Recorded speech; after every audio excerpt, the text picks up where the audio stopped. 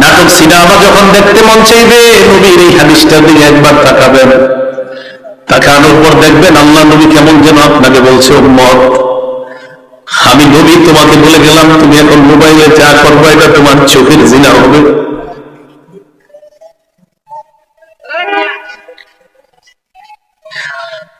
অনেক মানুষ প্রতিদিন এই গুনাহে লিপ্ত হয়, চোখের জিনা করে।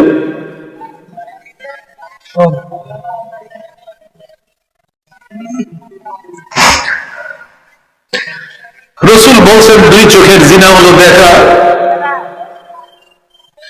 নাটক সিনেমা দেখেন না, আপনি জীবন যৌবন সব নষ্ট করে দিচ্ছে। হাদিসটা বলে রাসূল বলছে দুই চোখের জিনা হলো দেখা। ওয়াল উযুনান জিনাহুমা আল ইস্তিমা, দুই কানের জিনা হলো শ্রবণ করা।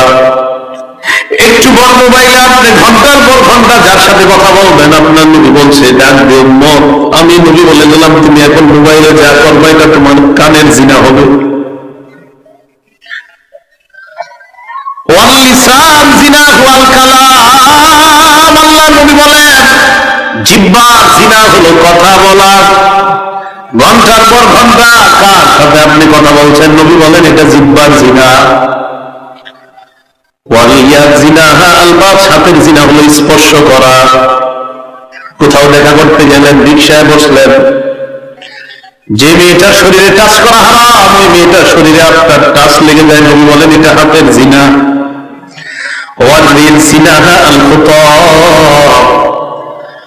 পা দিয়ে কারোর সাথে আপনি দেখা করার জন্য রওনা করলেন, আল্লাহ নবী বলেন এই যে তুমি পাটা রাখলা এটা তোমার পায়ের জিনা শুরু হয়ে যায়।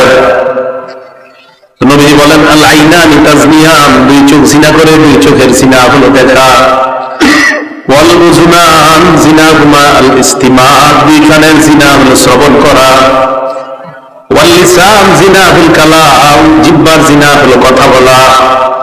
ওয়াল ইয়াদ জিনাহা আল বাত, হাতের জিনা হলো স্পর্শ করা। ওয়াল রিজলু জিনাহা আল খুতা, পায়ের জিনা হলো হেঁটে যাওয়া। ওয়াল কলবু ইয়াতামান্না ওয়া ইয়াশতাহি, কি বলে দেখেন অন্তর কল্পনা করে এটা কলবের জিনা। আপনি কল্পনা করছেন না জানি দেখতে কেমন, এটা কলবের জিনা। আপনার জীবনের অনেক দাম, আপনাদের জীবনের আমাদের জীবনটার অনেক দাম, আমাদের এই জীবনের অনেক দাম, এটা নষ্ট করে দিয়েন না। কিয়ামতের ময়দানে 5 প্রশ্ন করার আগে আপনার 2 পা নড়বে না। দ্বিতীয় প্রশ্নটাই হবে তুমি যৌবন কোন কাজে কাটাইছো। দ্বিতীয় প্রশ্নটা যৌবন কোন কাজে কাটাইছো। দ্বিতীয় প্রশ্ন যৌবন কোন কাজে কাটাইছো। দ্বিতীয় প্রশ্ন যৌবন কোন কাজে কাটাইছো। দ্বিতীয় প্রশ্ন যৌবন তুমি কোন কাজে কাটাইছো, এটা দ্বিতীয় প্রশ্ন। তিরমিজি শরীফের 1080 নম্বর হাদিস। قال رسول الله صلى الله عليه وسلم أربع من سنن المرسلين, আল্লাহ নবী বলেন সমস্ত রাসূলদের সুন্নাত 4টা। বলেন সব রাসূলদের সুন্নাত কয়টা? 1 নম্বর আল হায়া, লজ্জা। সব রাসূলের সুন্নাত হলো লজ্জা। 1 নম্বর লজ্জা। বলেন 1 নম্বর লজ্জা। লজ্জাটা এত অভাব আমাদের, ছেলে মেয়ে, বাবা মা, ভাই বোন, পারিবারিক বন্ধন অটুট রাখার জন্য ড্রয়িং রুমে বসে একসাথে নাটক সিনেমা দেখার ঘটনা বাংলাদেশে না থাকলেও পৃথিবীতে আছে। আচ্ছা আচ্ছা আচ্ছা আচ্ছা ঠিক আছে।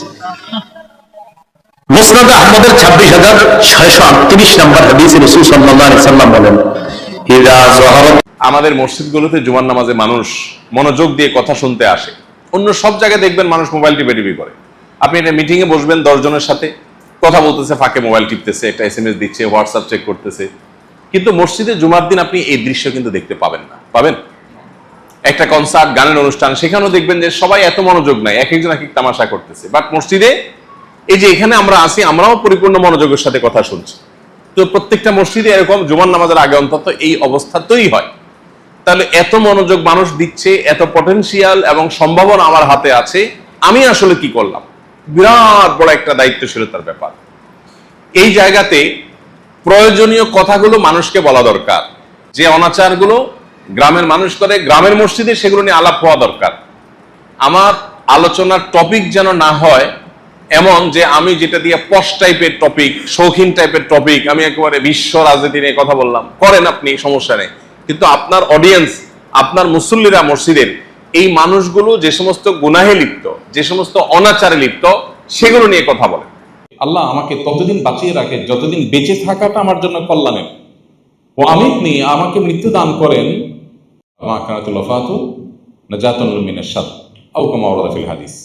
অর্থাৎ যদি আমার কখনো মৃত্যুটা আমার কোনো ক্ষতি থেকে বাঁচার মাধ্যম হয়, মৃত্যু হলে বরং আমার মুক্তি হয়, তাহলে তখন আমাকে মৃত্যু দিয়ে দিয়েন।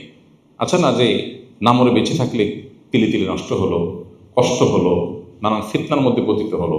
এই জন্য নবী সাল্লাল্লাহু আলাইহি ওয়াসাল্লামের দোয়াটাই ছিল যে আল্লাহ ততদিন আমাকে হায়াত দেন যতদিন হায়াতটা আমার জন্য কল্যাণের হয়, তখনই আমাকে মৃত্যু দেন যখন মৃত্যুটা আমার জন্য কল্যাণের হয়। তো এইভাবে ইমানদার দোয়া করবে। মানুষ অনেক সময় কষ্টের কারণে, হতাশার কারণে তৎক্ষণাৎ মৃত্যু চায়, আল্লাহ আমি মরে যেতে চাই, আর বাঁচতে চাই না, আমাকে তো মৃত্যু দিয়ে দেব। এগুলো রাগের কারণে হয়। রাগের কারণে মানুষ কিভাবে আল্লাহর কাছে মৃত্যু কামনা করা উচিত নয়।